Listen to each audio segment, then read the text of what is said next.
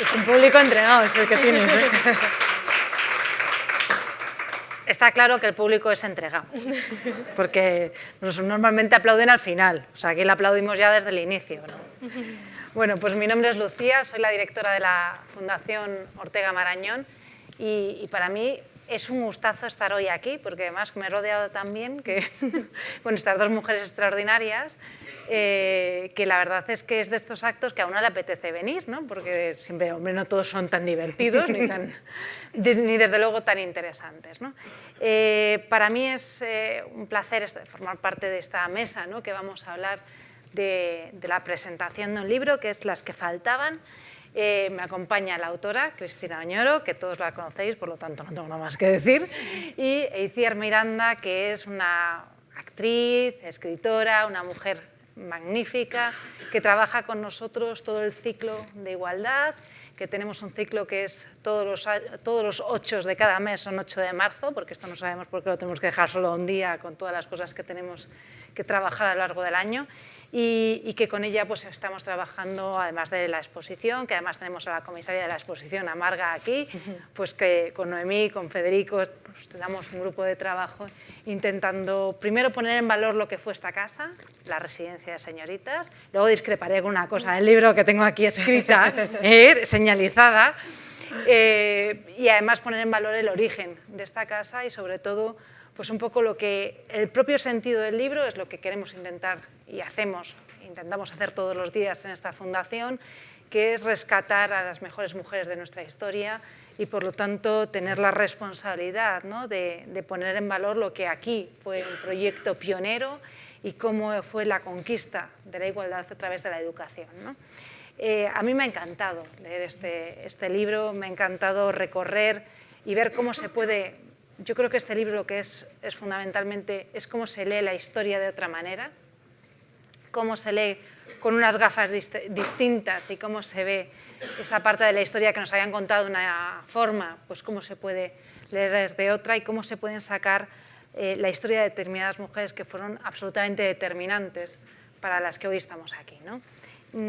Yo tengo muchísimas cosas porque me he ido apuntando aquí, pero yo sí que querría destacar, empieza magníficamente bien con un relato que además se basa en la parte de Jane Austen, ¿no? de ese costurero, ¿no? que es un poco el guiño que tiene a lo largo de todo el libro, que es la capacidad de bordar. Yo creo que si hay un rasgo que además está en todas las mujeres de este libro, es la capacidad de ir tejiendo, de ir bordando ese hilo que iba entrelazando y que iba siendo un hilo conductor entre cada una de las vidas de cada una de las mujeres que estaban en este libro con la parte de la historia, ¿no?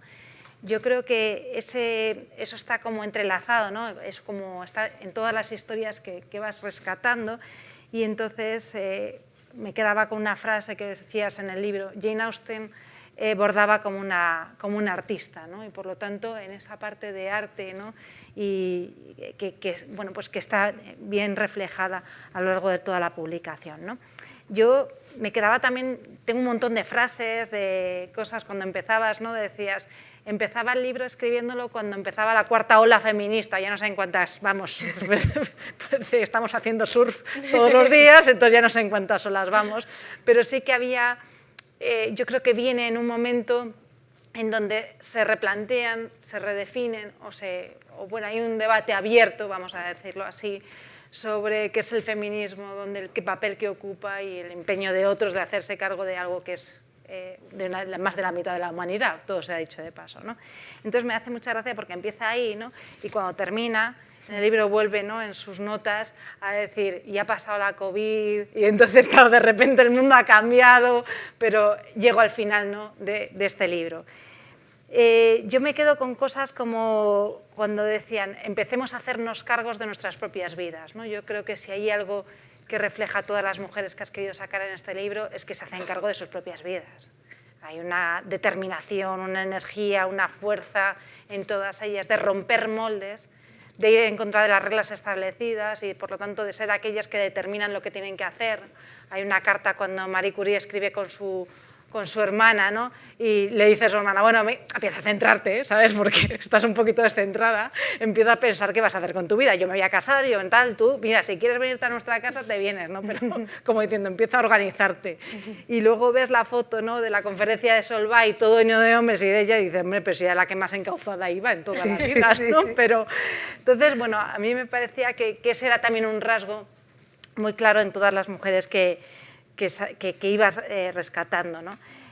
Yo no voy a hacer más spoiler, porque si no parece que estoy haciendo aquí spoiler, pero sí que pasaba de Viviane, de Agnodice, tú ibas sacando todas, Juana de Arco, Malinche, Sofonisba, Mary, Jane Austen, Marie Curie, Victoria Kent, Simone Weil, Malala o Rosa Parks. Yo creo que son todas mujeres que tenemos la responsabilidad, ¿no? de ponerlas en el lugar que corresponde de la historia, ¿no? Todas lucharon en la educación, en la ciencia, en la literatura, en diferentes ramas, ¿no? de la sociedad por construir, desde luego, un mundo diferente, ¿no? Yo sí que quería también destacar que si hay algo que en ese rasgo que tenían todas ellas, cuando lees esas historias, ¿no? de romper moldes, de energía, de vitalidad, yo creo que hay una clara visión anticipada de la historia. Es decir, todas iban por delante de lo que después iba a ocurrir y además cuando tú las llevas en orden cronológico parece que una va abriendo la puerta a la siguiente, ¿no? Y eso es algo que cuando lees el relato completo te llama mucho la atención, ¿no? Porque parecía que una le iba abriendo a la otra y la siguiente le abría la puerta a la que venía detrás, ¿no? Para mí tienen todas también un rasgo de inteligencia y de visión clarísima, es decir, de una lucidez, ¿no? De ser capaces de ver el mundo. Y yo como tampoco quiero enrollarme más, porque realmente está la autora y Ciar, que sabe muchísimo más que yo de esto, ¿no? Pero sí que te voy a sacar una cosa que te la voy a discutir, que es en la parte cuando dices... Esta te la voy a discutir y me vas a dar la razón, porque cuando lo escribiste todavía no estaba. Dice, si Virginia Woolf y María de Maeztu pasearan hoy entre los edificios de la calle Fortuny y Rafael Calvo y Miguel Ángel, seguramente les llamaría la atención no encontrar ningún cartel con indicaciones para llegar a la residencia, señoritas. Maravilloso. Yo supongo que hoy, si paseasen por aquí... Sería evidente que aquí estaba la residencia de señoritas, que a María de Maeztu le encantaría ver que el nombre de esta sala es la Sala María de Maeztu y supongo que además se sentirían orgullosas de que hay una exposición magnífica que intenta rescatar esa parte de la historia, ese proyecto innovador, pionero, motor de igualdad y que además hace un homenaje a María de Maeztu, como esa mujer que fue capaz de incluir o de luchar porque la educación era la vía de igualdad y la vía de acceso a la igualdad, ¿no? Por lo tanto, esa parte sí que te la voy a discutir. Como estás en la quinta edición, si sale la siguiente. Estamos en la quinta edición, yo creo que en la siguiente vas a tener que arreglarlo porque vas a tener que decir, y sí pasé a nivel la exposición, qué bonita está. Todavía hoy se puede visitar el lugar. Efectivamente. Entonces, yo sí que, antes de daros la palabra, recordar que este libro ha sido premio de ensayo 2022 de libreros del 2022, nunca mejor dicho, un poco redundante, pero desde luego creo que es un homenaje a la historia y desde luego es un homenaje a aquellas mujeres que nos enseñaron, ¿no? Que nos han abierto la puerta a las demás. Yo querría terminar con la parte que dice Estrella de Diego, que además es una persona muy cercana a esta casa, en las primeras hojas, que además me parece que refleja muy bien todo lo que viene detrás. Dice, la auténtica historia, la que cuenta, la que importa, se suele escribir a partir de lo que falta, ¿no? Yo creo que este libro, y eso refleja muy bien lo que es este libro, es la parte de la historia que faltaba, de cuando nos la contaron. Pues siempre hay una parte que se quedaba sin contar, que se refleja magníficamente bien aquí. Por lo tanto, yo no tengo nada más que darte las gracias por el extraordinario trabajo de investigación, el extraordinario trabajo de estudio y de horas que hay detrás de toda esta publicación, porque esta publicación lo que significa es que se ha leído, que se ha documentado y que se ha estudiado magníficamente bien para poderlo escribir, porque si no, no es una información que sea de fácil acceso y por lo tanto Gracias por sacar a estas mujeres de la historia, gracias por presentarlo en esta casa, en la sala María de Maeztu. Y desde luego yo creo que porque ellas fueron, nosotras somos, y por lo tanto para mí desde luego no hay mejor homenaje que yo. Así que Itziar, tienes la palabra. Muchas gracias, Lucía.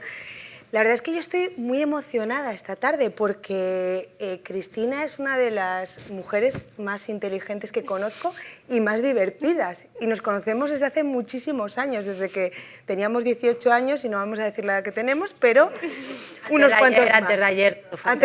Antes de ayer. Nos conocemos desde hace muchos años y es verdad que para mí Cristina siempre era una mujer a la que me encantaba escuchar. Yo, como bien sabéis, muchos de los que estáis aquí, y tú también, y Lucía, yo me he leído todo lo que se puede leer sobre mujeres y siempre que sale un nuevo libro me lo leo y soy una apasionada de las mujeres y nunca me había leído algo así. Es un libro profundo, luminoso y tan divertido como Cristina, porque aquí está profesora de la Universidad Complutense, teórica de literatura, que se va a Harvard, que está ahí. Es una de las personas más divertidas que conozco y que mejor cuenta las historias. Y es verdad que eso se ve reflejado en tu libro. Yo creo que además es muy hermoso lo que está pasando con el ensayo, ¿no? Tantas mujeres hermosas tejiendo estos libros tan bonitos, como es el caso de Irene, como es el caso de esta gran mujer de la que acabas de leer su cita, o tu caso. ¿Cómo surge este libro, Cristina? ¿Cómo te surge? Tú, que estás todo el día hablando, dando clases, ¿cómo surge escribir este libro? ¿Desde dónde te sale y quiénes son las que faltaban? Bueno, lo primero que quiero es daros las gracias. Muchísimas gracias, Lucía, por acogerme aquí, por tus palabras, por que sea posible, gracias a Margarita por la exposición, a Federico, a Noemí, a Jorge, el director de la biblioteca, por hacer posible esta presentación aquí. Para mí es muy, muy emocionante, incluso me siento un poco intimidada por ese sello tan maravilloso, además, que habéis realizado recientemente. Y muchísimas gracias a ti, Itziar, es como un sueño. Yo la verdad que no te lo quise decir hasta pasar el tiempo, pero yo pensaba, ¿y si me lo presentara Itziar en algún momento, hiciéramos alguna actividad? Pero nunca imaginé, la verdad, que sería en la sede de la Residencia de Señoritas en el marco de esta exposición. Así que, bueno, muchísimas gracias por tus palabras de ahora y por estar aquí hoy en el diálogo, que creo que le da a este encuentro bueno, pues un añadido, igual que poder visitar la exposición o estar aquí en este edificio que habéis reformado de forma tan maravillosa. Y efectivamente nos conocemos desde hace muchísimo tiempo, la vida nos ha ido cruzando en muy distintos lugares, admiro muchísimo tu trabajo. Mi familia estaban entusiasmados, por supuesto, porque te iban a ver a ti, te conocen desde hace mucho, eres casi un miembro de muchas familias, así que, bueno, muchísimas gracias y también hay unas conexiones evidentes entre lo que haces en la colección Miranda con tus libros y, bueno, el entusiasmo que suscitas en tus lectoras y lectores sobre estos personajes de la historia, la forma en la que también con esos formatos, ¿no?, que la sociedad demanda, haces llegar, ¿no?, a jóvenes lectores la vida de estas mujeres, es evidente que hay una conexión con las que faltaban, así que bueno, me parece que nada, es un momento mágico. Seguro que hay más momentos esta tarde de magia. Así que bueno, ¿de dónde salen las que faltaban? Las que faltaban, como bien has dicho, Lucía, es un libro que en el primer capítulo, en el prólogo, cuento un poco el presente, ¿no? Es un libro en el que yo quise desde el principio acercarme a estos personajes con una mirada desde la actualidad, desde nuestro presente. Y el libro nace un 8 de marzo, el 8 de marzo de 2018, en el que mis estudiantes, algunas aquí presentes, me pidieron que participara en las actividades que se organizaban en la universidad, tal y como cuento en el prólogo. Si os acordáis, el 8 de marzo de 2018 fue aquel primer 8 de marzo que tuvo muchísima fuerza, seguido después por el de 2019, y luego ya las cosas pues, se estropearon con la pandemia y los últimos años, ¿no? Pero 2018-2019 fueron unos años para mí muy importantes. Yo había estado fuera de España casi 10, yo había estudiado en la Complutense y cuando volví me encontré con la generación de mis alumnas, que para mí fue, bueno, pues un encuentro fundamental. Ellas lo saben, no es por realmente me encontré otra generación, otros temas de conversación y, entre otras cosas, pues esa actividad del 8 de marzo. Y entonces, caminando por la avenida Complutense por la mañana, que se organizaban algunas actividades, pues una de mis estudiantes levantaba una pancarta en la que podía leerse «No hay mujeres en mi temario de literatura», ¿no? Y como cuento en el libro tiene distintos detonantes, pero quizá uno de los comienzos fue aquella pancarta, ¿no? Hay mujeres en mi temario de literatura, y que me parecía algo, ¿no?, que ya sabíamos, pero de pronto verlo en la Avenida Complutense, nuevas caras, gente joven, otra generación, pues me parecía bueno, que me daba el impulso y la tarea apasionante de escribir un libro en el que se contara una historia del mundo diferente, en la que no faltara la mitad de la población, o que contáramos a partir de esas piezas que faltan, como dice Estrella de Diego, colega también en la Complutense. Así que ese es uno de los detonantes. Claro, me parece fascinante además porque muchas veces, y a mí me pasaba con la colección, que era difícil como encontrar y buscar información sobre mujeres anteriores al siglo XX, ¿no? En el siglo XX ya hay muchas, aunque estén silenciadas, ocultas, etcétera, etcétera, pero es verdad que anteriormente era como un poco difícil, ¿no? Y además, como la historia la han contado los hombres siempre, la han escrito los hombres, pues es verdad que, por ejemplo, para escribir sobre Cleopatra tenías que leer las cosas que escribían los romanos, que además la odiaban a muerte, ¿no? Entonces era como muy complicado. Y de repente tú das un repaso a la humanidad, o sea, desde los principios, o sea, desde las pinturas rupestres, ¿no? con ese esqueleto, esos huesitos que se encontraron, que eran de una niña, hasta nuestros días. Es alucinante el viaje que haces y como decía Lucía, ¿no?, cómo vas entendiendo la historia por primera vez a través de las mujeres, ¿no? ¿Por qué fue tan importante eso, que ese cuerpo que se encontró, que esos esqueletos fueran de una niña? Pues efectivamente el primer capítulo trata, yo quería empezar en la prehistoria, la verdad. El libro recorre 13 momentos, ¿no?, podemos decir, 13 momentos. No soy tan poco humilde de querer hacer una historia de la humanidad o una historia del mundo, sino que, bueno, pues para empezar, porque no soy historiadora, soy profesor, vengo de la literatura, vengo de la filosofía, por lo tanto, pues me pasa como a Jane Austen en el libro, ¿no?, que tiro más por la reconstrucción narrativa que por la historia, ¿no?, propiamente dicha, ¿no? Entonces, pero sabía que quería empezar en la prehistoria, porque me parecía que justamente los orígenes, nuestro comienzo, es del que no hay documentos, del que no hay justamente historia, es un momento, ¿no?, de silencio para todos, pero que es uno de esos momentos que más hemos pensado en masculino, donde proyectamos todas nuestras fantasías masculinas, ¿no?, y nos imaginamos perfectamente, o queremos imaginarnos, pues, al hombre cazador, vertical, erguido, pintor, pero nos cuesta muchísimo más imaginarnos lo que han llamado, ¿no?, algunas historiadoras a esa otra mitad invisible de la humanidad, que evidentemente estaban allí, ¿no? Si hemos llegado hasta aquí, allí había mujeres, está claro, eran la mitad. Y tendemos a imaginarlas, lo hace la propia Simone de Beauvoir en El segundo sexo, tendemos a imaginarlas recluidas, ¿no?, en la cueva, al fondo, en silencio, a oscuras, sentadas, ejerciendo la función materna, ¿no? Y quizá estoy bromeando, evidentemente, esperando a que lleguen, ¿no?, los hombres con la cena, ¿no? Y yo pensaba, bueno, qué bien se vivía en la prehistoria. Yo, mi abuela no la he visto nunca, sentadita, esperando que le trajeran, ¿no?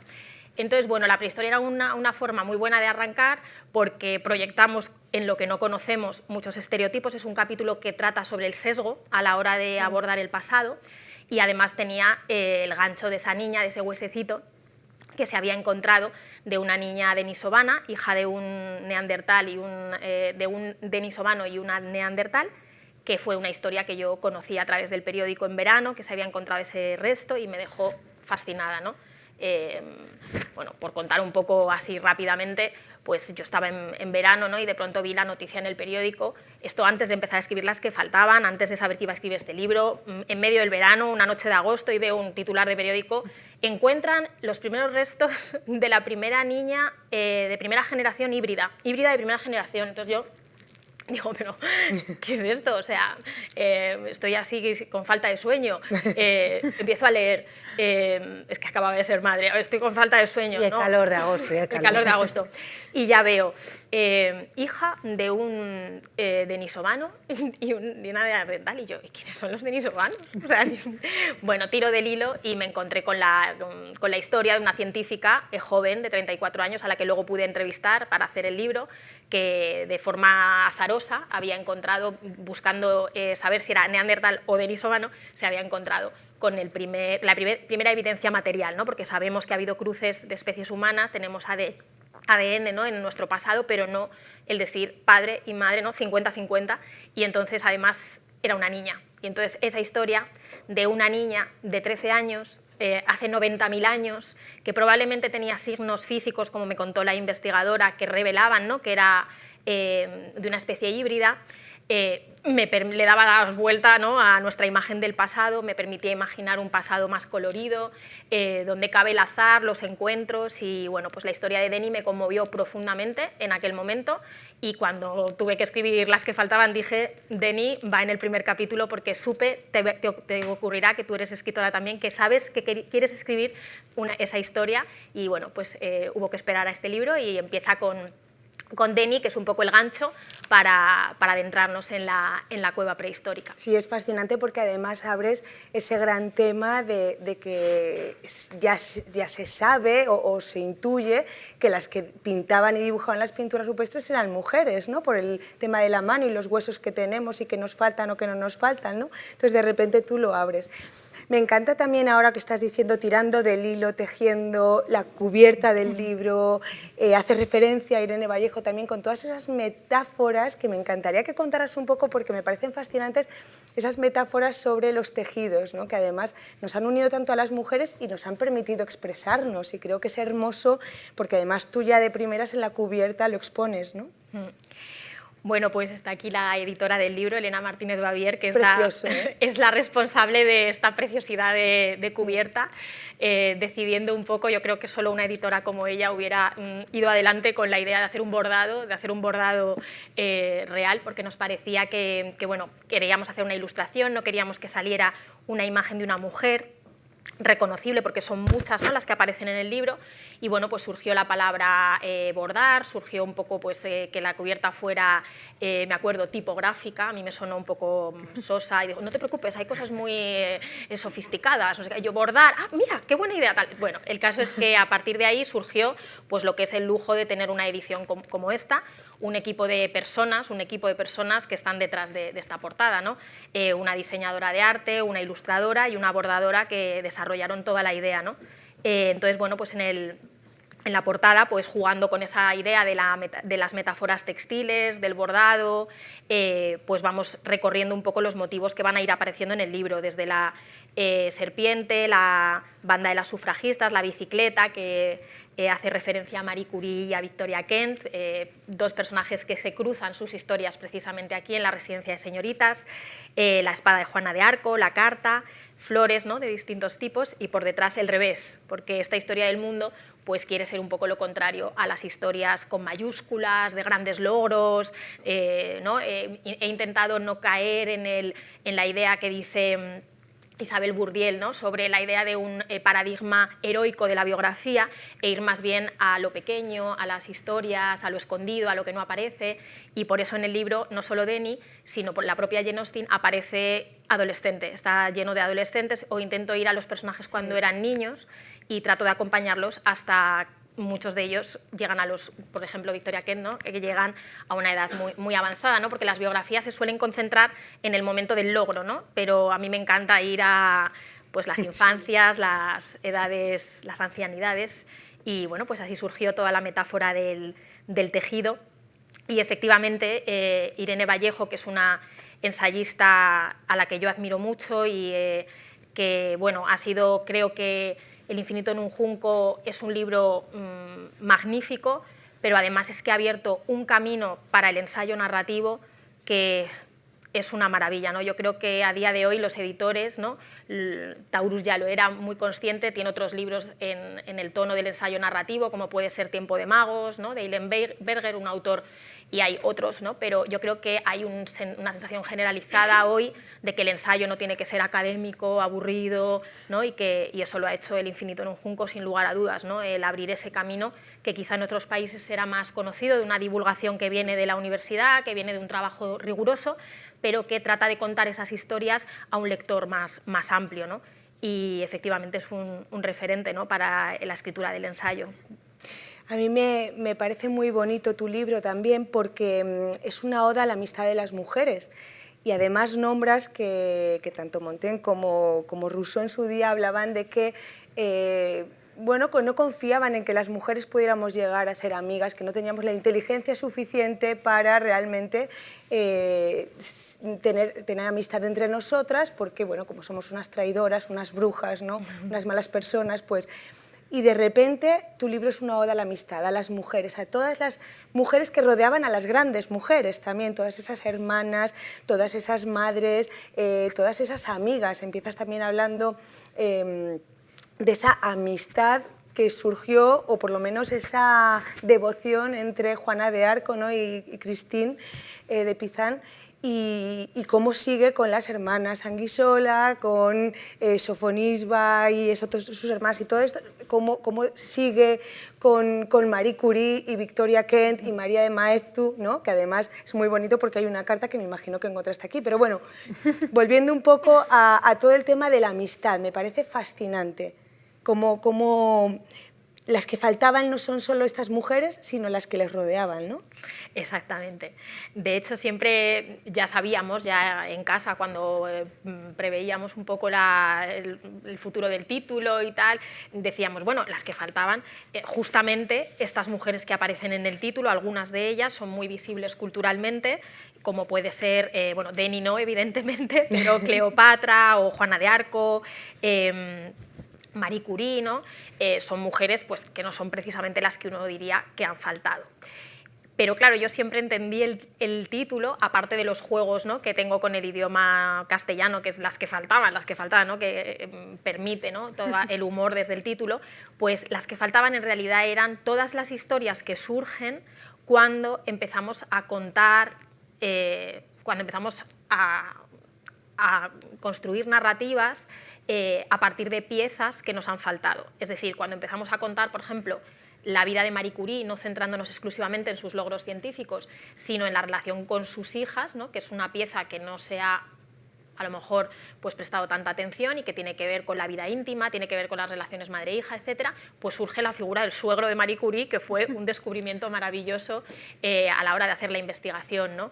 O, por ejemplo, cuando trabajé el capítulo de Cleopatra, de la que sabes mucho y yo tengo en mi casa tu libro, pues me encuentro con que tuvo una hija. Digo, bueno, ¿cómo que Cleopatra tuvo una hija? Una hija que la sobrevivió, que se llamaba Cleopatra Selene, que le hizo unas moneditas para conmemorar la memoria materna, que hemos podido incluso reproducir en el libro. Y digo, esta historia no la hemos contado, ¿no? La hija de Cleopatra. ¿Qué hubiera ocurrido si quien escribiera la historia de Cleopatra no fueran sus enemigos, sus haters, como diríamos hoy, sino su hija, ¿no? ¿Qué pasaría si nuestra historia estuviera a cargo de nuestras hijas, ¿no? Y entonces es ese un poco el leitmotiv que va atravesando todo el libro desde la propia Denny, porque Denny es la hermana, ¿no? O sea, juego un poco con la idea de que el Homo sapiens cree que es hijo único, es el hijo único de la creación, se ha quedado solo, como cuenta muy bien Harari en el libro de Sapiens, ¿no? Se ha quedado solo de entre todas esas especies y, bueno, pues ha olvidado que tiene hermanos, ¿no? Y, bueno, pues Denny es la hermana, ¿no?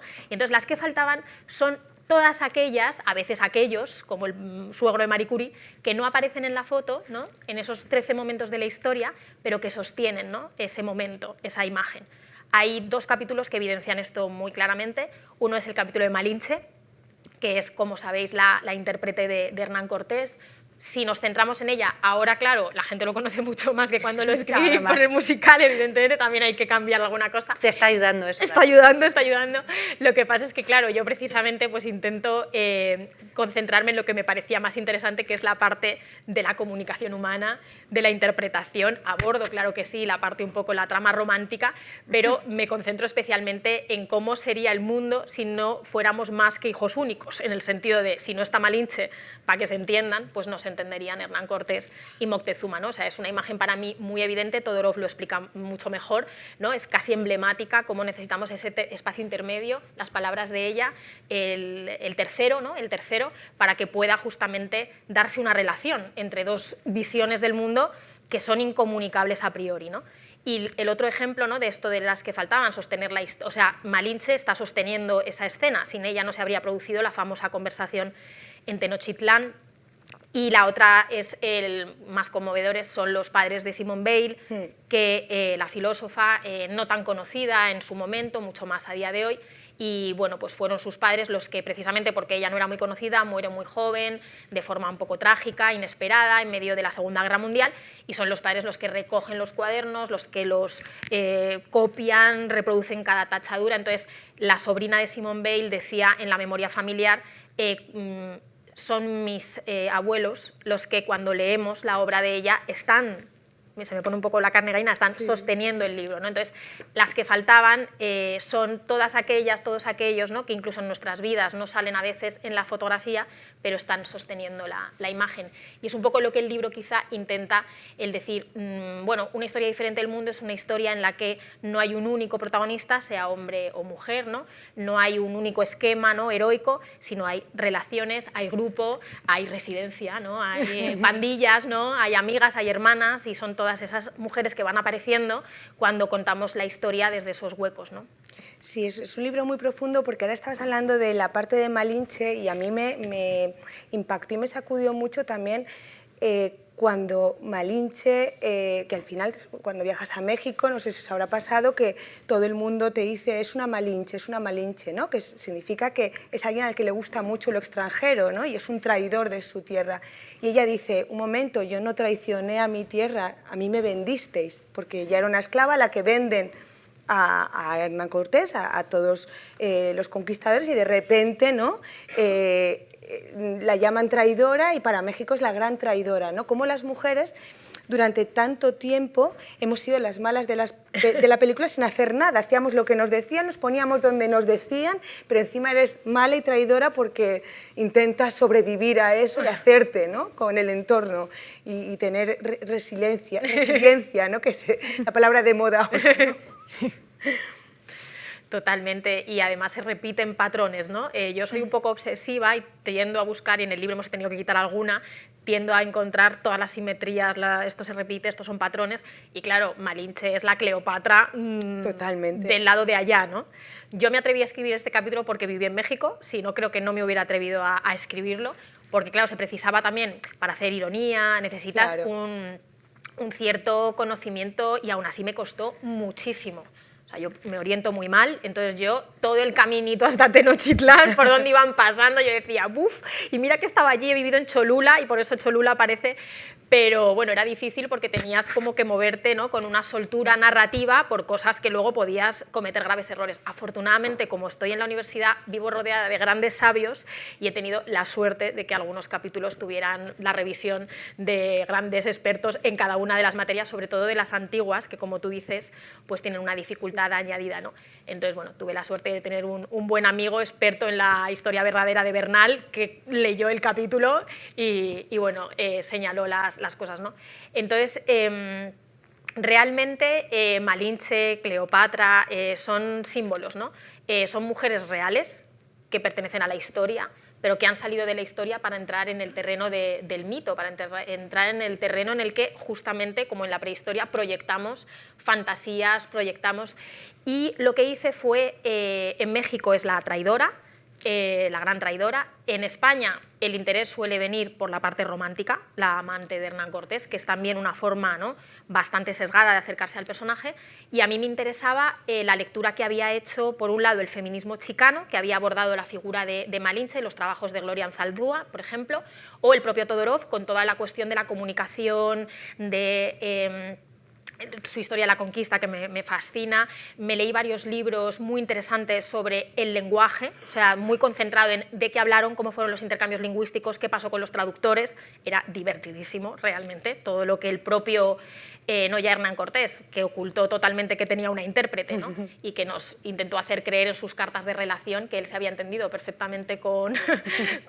Moctezuma, sino el propio Colón. Si vamos un poco a los textos iniciales que escribe, a su carta del descubrimiento, etcétera, hay referencia a cómo se comunica. O sea, claro, tenemos, podemos, y a mí me parece todo muy cómico. O sea, no sé si es porque tiendo un poco como Jane Austen, ¿no? En los momentos de historia me lo empiezo a imaginar, pero me parecía muy cómico, sobre todo respecto a la imagen que tenemos, ¿no? Y claro, imaginármelos allí haciendo gestos para tratar de hacerse entender, me parecía que era desmitificar un poco ese momento, en absoluto para reírse, sino para, como hacía Jane Austen, acercarnos, ¿no? Apropiarnos de ese momento histórico para tratar de establecer un diálogo, ¿no? De establecer un diálogo con ese momento y con lo que sucedió. Eso es una de las partes para mí más brillantes del libro, porque vemos a esta Cristina, que es, como veis, una sabia, pero además es que es, como decía antes, muy divertida, y entonces vemos cómo te vas poniendo todas las situaciones, ¿no? Que dices, yo me imagino, esto es una cosa que, ¿verdad?, que hacemos mucho y nos gusta mucho. De hecho, aquí hay un párrafo, voy a romper el guión, por favor, tú entrevistabas, yo introducía y me callaba, pero es que como esto es tan entretenido, es que hay un párrafo buenísimo en la parte de Malinche que refleja esto que tú estás diciendo, ¿no? Dice, traidora y diosa, madre y esclava. O sea, es que es una mezcla muy interesante, traidora y diosa, madre y esclava, bruja e intercesora. Así podría haber sido Malinche para siempre, soñando con los mitos con los que unos y otros la envolvieron en la contradicción, como en el cuadro del pintor Antonio Ruiz, y se confunde el paisaje y la historia de México, ¿no? Entonces, claro, es que ese es, o sea, yo creo que eso refleja muy bien todo lo que ella ha querido decir, ¿no? En ese... Totalmente. He roto el guión, lo siento. No, nos ha encantado. No, pero me ha recordado lo que quería decir justamente, que había perdido yo un poco el hilo, y nunca mejor dicho. El bordado, el hilo. Y es que justamente lo que intento en cada capítulo, un poco de forma tangencial, no es una historia del feminismo, no me habría dado tiempo a hacer eso también, pero sí que por detrás intento en cada capítulo, en la bibliografía que después se puede consultar, pues abordar cuestiones, como bien decías, abiertas, debates, ¿no? Entonces, por ejemplo, en el caso de el capítulo sobre Sofonisba Anguissola, pues todo lo que se está publicando hoy en día sobre las mujeres artistas, la autoría, qué pasa con las mujeres, los museos, etcétera, ¿no? O en el caso de Marie Curie, pues la conciliación, ¿no? Cómo desarrollar una carrera científica y al mismo tiempo poder tener una estructura familiar como ella tuvo, que la apoyó. Y en el caso de Malinche, pues era un poco abordar también las lecturas de la poscolonialidad, la decolonialidad, es decir, cómo hoy, ¿no?, la visión de Malinche cambia porque hay una generación de estudiosas, de escritoras, ¿no?, que toman al personaje, ¿no?, y eso es lo que un poco el lector se encuentra, no que están marcaditas las notas, pero muchas veces, bueno, pues es en la bibliografía de cada capítulo, en las notas, pues puede ir viendo un poco cuál ha sido la base de cada capítulo, ¿no?, según un poco el tema que se quisiera tratar. Entonces he intentado integrar pues distintas visiones del propio feminismo como movimiento más amplio en función del personaje, ¿no? El de Malinche era muy adecuado para abordar pues feminismos no occidentales, ¿no?, o que estuvieran desde otros lugares del mundo. Claro, luego hay una cosa que a mí me ha gustado mucho también, que es como durante todo el libro aparece Virginia Woolf, ¿no? O sea, me imagino que esa conferencia que acabó siendo un libro también te marcó a ti como mujer, ¿no? O sea, a mí me sacudió mucho y yo creo que sí que fue como también un punto de inflexión para que yo empezara a escribir sobre mujeres, pero es como un libro de mesilla y claro, es muy bonito ver cómo lo utilizas también incluso como metáfora muchas veces, ¿no? Sí, de hecho, por pues llegar ahí, hasta aquí... aquí... Es buenísimo, que es que está todo el rato, en esto de que te vas imaginando las cosas, yo me la imagino, que lo repites varias veces en el texto, removiéndose en su tumba diciendo, ya os lo dije, ya os lo dije. Y eso lo repites desde la parte de la prehistoria y cierras el libro con eso, ¿no? Entonces yo me imagino todo el rato a Virginia Woolf, ya os lo dije, ya os lo dije, ¿no? Ya os lo dije, Anónimo es una mujer en la prehistoria. Exacto. Y por llegar llega hasta aquí, ¿no? Porque yo me las imagino a Virginia Woolf y a María Emaestu dándose un paseíto por esta zona. Y La residencia de señoritas, que por cierto es el único capítulo, porque claro, este es un libro internacional donde yo intento que aparezca España, lógicamente, y lo intento de todas las maneras posibles. Por ejemplo, Sofonisba Anguissola, que es italiana, pero tuvimos la enorme suerte de que fue dama de la corte de Felipe II y entonces yo dije, perfecto, 2 en 1. Primera parte Renacimiento italiano y luego puedo contar lo que fue Madrid y todo lo que era la corte, sale hasta Santa Teresa, o sea que, bueno, estupendo, ¿no? O Malinche, ¿no?, que me permitía hablar, lógicamente, de la guerra de la conquista, de los viajes, etcétera, ¿no? Pero claro, yo sí tenía que elegir qué momento de nuestra historia quería que apareciera, pues era la residencia de señoritas, que para mí era un sueño poder hablar de ese momento, y además quería hacerlo justamente un poquito al hilo de Virginia Woolf, ¿no? Precisamente. Antes te contesto, Virginia Woolf no estaba pensado en el proyecto original que me fuera acompañando por todo el libro, fue que simplemente yo decía, bueno, ¿y qué hubiera dicho Virginia Woolf? Que para cada capítulo tenía algo que decir, digo, pues mira, me hace de Virgilio, aunque parece un recurso un poco manido, pero es que de verdad era una compañera de viaje estupenda y todo lo que ella iba diciendo, ¿no? Y en el caso de la residencia, yo había leído hace unos años un libro que me fascinó, que ojalá se reeditara porque no es muy fácil de encontrar. Es un libro de una profesora de Reino Unido que trata sobre Girton College, es decir, sobre la primera universidad de mujeres donde la propia Virginia Woolf dictó sus conferencias e hizo luego el cuarto propio, ¿no? Que como sabéis el cuarto propio son unas charlas que ya dio en el año 28. Pero en este libro que yo leí hace unos años, esta profesora, que se llama, un nombre bastante impronunciable, Maria Tombokhtou, que es catedrática en Reino Unido, pues escribió un libro en el que había hecho toda una investigación sobre las cartas, y así llegamos un poquito a la residencia de señoritas, las cartas que las alumnas de Girton College enviaron a sus familias, están guardadas, hay archivos, y décadas antes de que Virginia Woolf llegara y tal. Y lo que había visto es que todas hablaban de lo maravilloso que era tener un cuarto propio. Entonces, bueno, todo el libro, es una historiadora muy buena, lo que hace es analizar cómo se construye, ¿no?, un espacio de intimidad, un espacio de autonomía, y que el tópico del cuarto propio circulaba, era algo que circulaba y que incluso estuvo en el proyecto de la primera rectora, Emily Davis, que diseñó Girton como que las alumnas pudieran tener para dormir y al lado una salita en la que invitar a sus amigas a tomar el té y leer, y yo me acordaba de Torres de Mallory en East Blyton, y decía, bueno, que es que yo no he salido de ahí, no he salido de ahí nunca. Y era un poco esta idea, ¿no?, de colegio para chicas, con un espacio en el que puedo estudiar, puedo dormir y tal, y que el tópico del cuarto propio era algo que circulaba en las conversaciones antes de que la propia Virginia Woolf llegara. Y me encantaba esa idea, la de que no es el título del ensayo, sino que es algo, ¿no?, que todas, y sobre todo en aquella época, y me parecía que la residencia de señoritas era exactamente eso, ¿no?, como un lugar que era mucho más que un lugar en el que dormir cuando ibas a estudiar a la ciudad, que María Emaeztu lo pensó siempre así, la importancia del té, de la sociabilidad femenina, de cómo cambiaba sus vidas.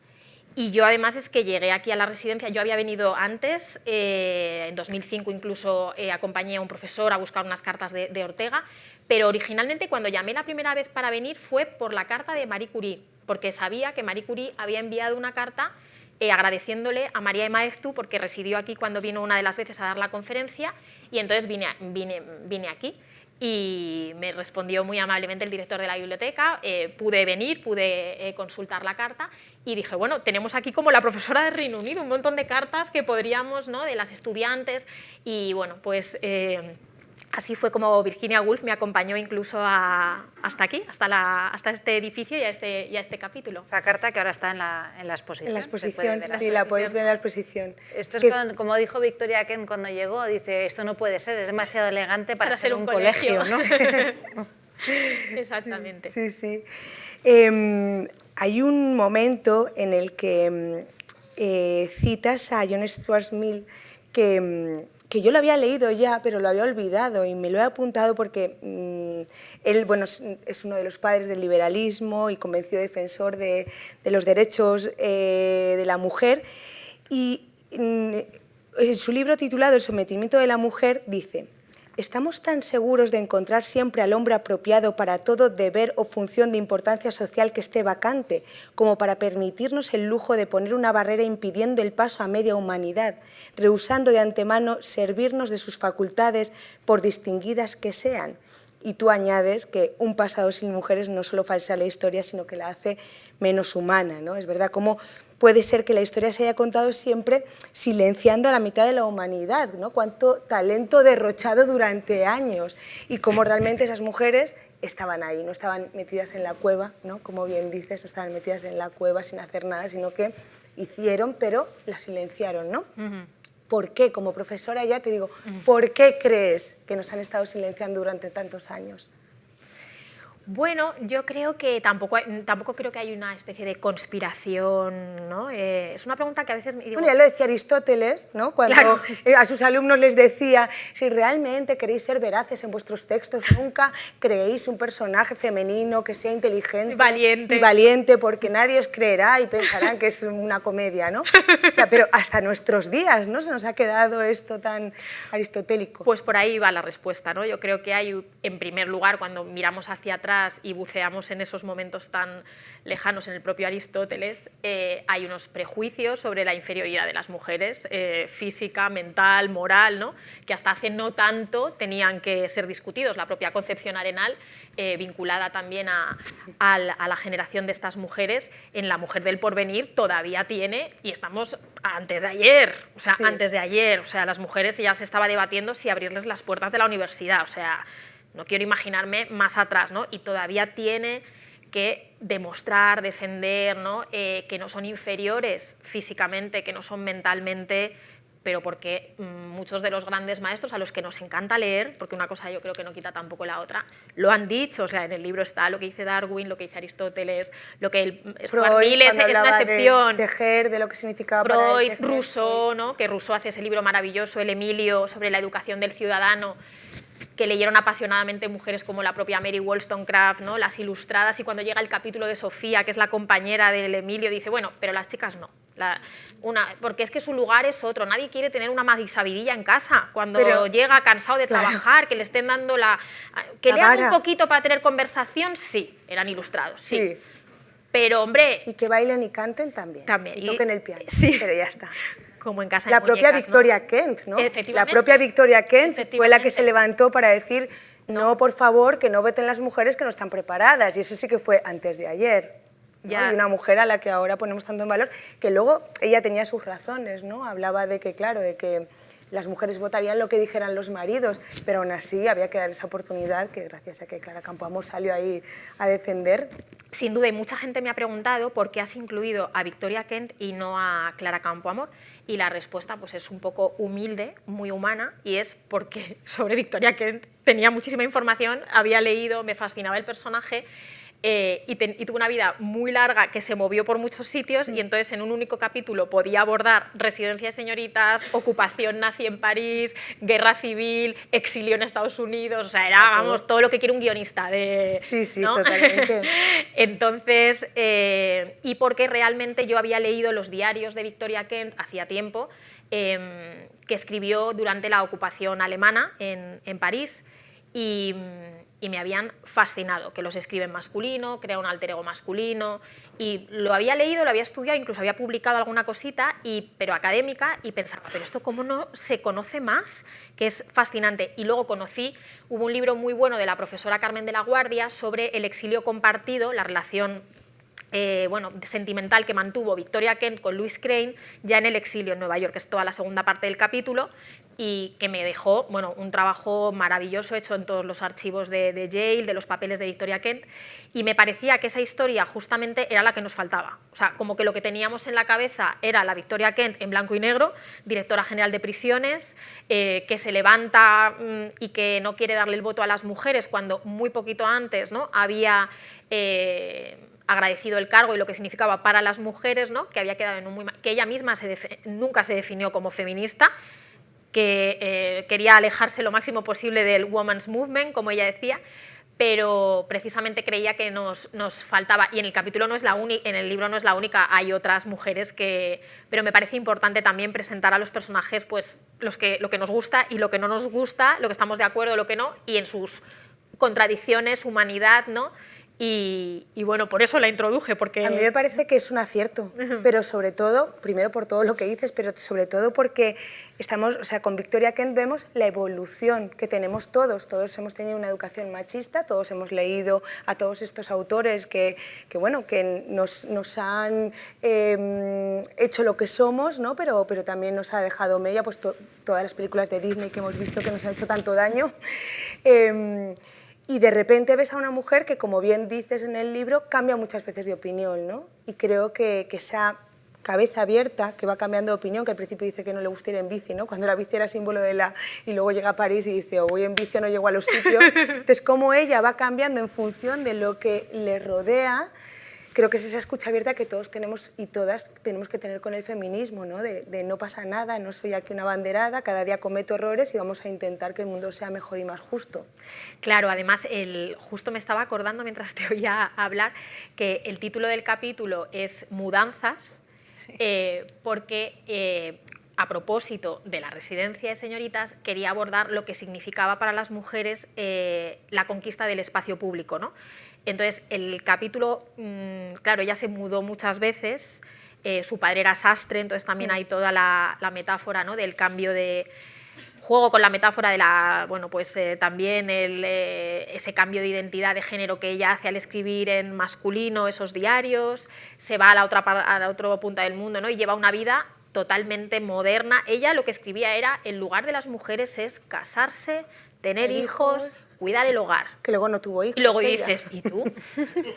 En el cumpleaños de la poeta Marianne Moore, 1969, en Nueva York, a Technicolor, una de las grandes poetas de aquella época, con tu pareja Louise Crane, que descubro que es la hija de una de las fundadoras del MoMA, digo, perdona, haciendo todo lo que le dio la gana de aquí para allá, pero había este discurso muchas veces que encontramos también en la generación de Concepción Arenal, ¿no? De incluso los grandes aliados de las mujeres, los que les abrieron la puerta a la universidad, siempre decían claramente, bueno, la que no pueda, por desgracia, dedicarse a la que es su función sagrada, entonces hay que buscarle trabajo. Abramos una escuela de institutrices, abramos una escuela de mecanógrafas, de tal.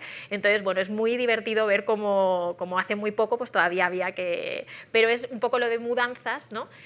Porque me hacía pensar un poco la importancia que tenía la residencia también, un poco es el cuarto propio, o sea, la residencia de señoritas es el cuarto propio que conquistan esas mujeres, ¿no?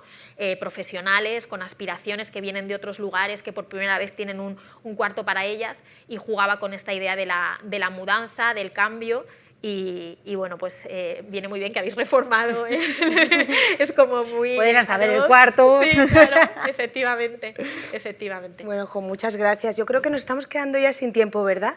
Nos quedaríamos horas hablando con Cristina, pero hoy pasa una cosa también aquí, como es que aquí siempre pasan muchas cosas, aquí en la Fundación, y Lucía me va a matar, pero voy a abrir otro melón, que es que todos los 16 de marzo, el 16 de marzo de hace 91 años, aquí, en Residencia de Señoritas, Lorca leyó uno de sus poemas.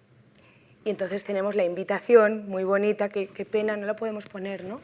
Aquí, la invitación, no, qué pena. Bueno, una invitación que dice... De tú seguro que eres capaz. Bueno, luego os la enseñamos. Que dice, ahí estaré en Residencia de Señoritas leyendo un poema esa tarde, porque aquí pasaban estas cosas. Mientras lo pone Fede, entonces a mí se nos había ocurrido que cada 16 de marzo, ¿verdad, Lucía?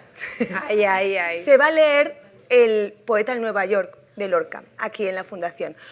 Y hoy hemos pensado que en vez de leer Poeta en Nueva York, ya que estamos con Cristina hablando de mujeres, voy a leer, si no os importa, un trocito de Doña Rosita la soltera de Lorca, de su monólogo final, que habla de esta mujer que se iba a casar, la abandonó el marido, bueno, el marido no, el novio se fue, nunca más volvió y ella se quedó para vestir santos, ¿no? Y sobre todo el dolor de la soledad de una mujer que es que ya no puede hacer otra cosa porque ella es la solterona del pueblo, ¿no? Y para que veamos cómo hemos cambiado, cómo hemos evolucionado y estas mujeres que faltaban, ¿no? Que están aquí.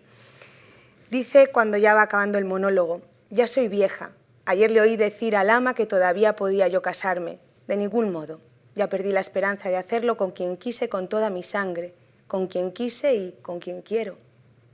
Todo está acabado. Y sin embargo, con toda la ilusión perdida, me acuesto y me levanto con el más terrible de los sentimientos, que es el sentimiento de tener la esperanza muerta. Quiero huir, quiero no ver, quiero quedarme serena, vacía. Es que no tiene derecho una pobre mujer a respirar con libertad. Y sin embargo, la esperanza me persigue, me ronda, me muerde, como un lobo moribundo que apretara sus dientes por última vez. Soy como soy. Ahora lo único que me queda es mi dignidad. Lo que tengo por dentro lo guardo para mí sola. ¿Qué os voy a decir? Hay cosas que no se pueden decir porque no hay palabras para decirlas, y si las hubiera, nadie entendería su significado. Me entendéis si pido pan y agua y hasta un beso.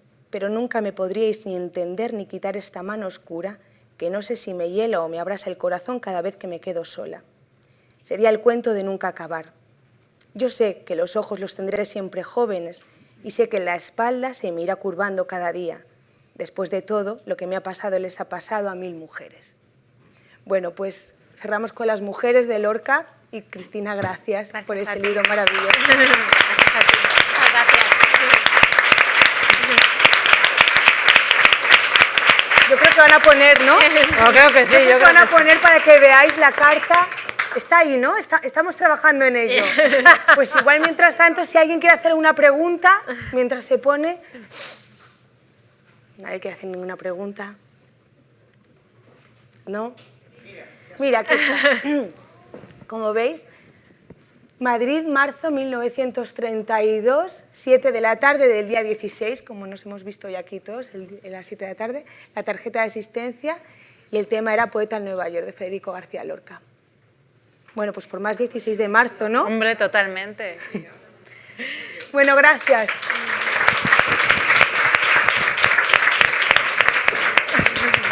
Muchísimas gracias.